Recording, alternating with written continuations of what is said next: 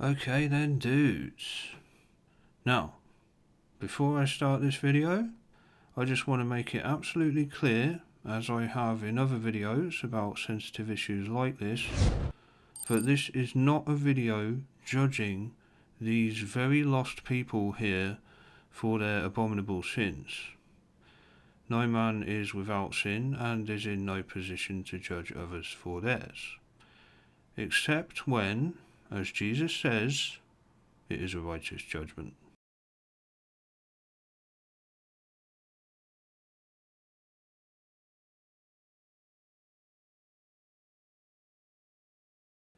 No, this video is a video about pride. And as the entrusted man of God that I am, which must equally be respected, YouTube, I shall righteously judge these revellers for their criminal behaviour and excessive pride that should have seen them all arrested, as is still the case in some countries. Where were the police during this shameful display that has the whole country in complete confusion? Where were our leaders, even? Why was this allowed to take place, considering the fact that it's common knowledge and even common sense that pride precedes a downfall? Did they all selectively forget? What were they doing? This is what they were doing. Not only did they allow this disgrace to take place, but they were actively involved and hosted the whole event. For those unfamiliar with the politics of this country, this is Kier Starmer, leader of the Labour Party, with Angela Reynor, his colleague, who is also a leader of the Labour Party. And this man right here is Mayor of London, Sadiq Kahn, who also happens to be a Muslim, believe it or not. Abomination after abomination after abomination. That seems to be the MO of those in power. But it really isn't wise to encourage, promote and host events like these when we're on the verge of nuclear war. Being this way is your choice, but know this: God did not make you this way. Never ever assert that he did. The fallen angels, who are still mocking you, if you hadn't already noticed, did. You are their victims, okay? And to be proud of it? God decimated, blew to smithereens, the cities of Sodom and Gomorrah. This has been archaeologically proven. Skeletal remains have been found with extremities contorted backwards as a result of an enormous heat blast.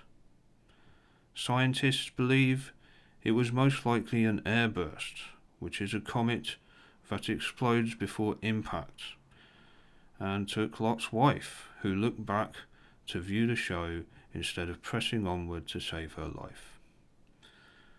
With the Salt Valley and Sea of Salt nearby, Lot's wife becoming a pillar of salt is most likely a metaphor for a landmark in that region. She was obviously consumed by the radius of the blast for dawdling, and a pillar of salt in Salt Valley is just a testimony to that, like with other important biblical testimonies, where piles of stones were sometimes used. But remember, God reasoned with Lot several times that if he could find just one righteous person in the city of Sodom, he would spare the entire city from annihilation. And Lot could not do so. Not one person. What does this tell you? This tells us that God would have forgiven the Sodomites despite their abominable behaviour had they not been so prideful. This pride will not go unpunished, and you are bringing damnation upon us all.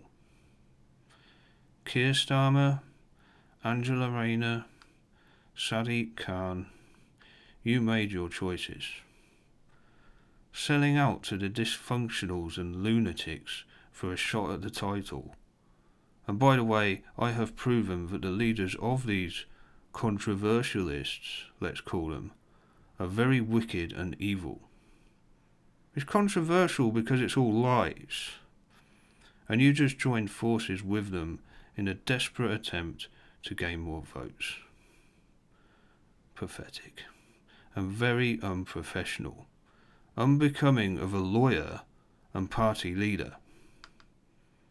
You should all be ashamed of yourselves. What has this country come to when we allow this excessive pride to parade around the capital? And laughing stock attention seekers like this to show off how incredibly insane they are. Why haven't they been locked up yet? Look at them. They've all clearly lost the plot and belong in a mental hospital. But what are you doing? Giving them a microphone and putting them centre stage. I warned you once back before COVID started, and at the first opportunity you've gone and done it again. Stop it now, or an airburst will be the least of your worries. Goodbye.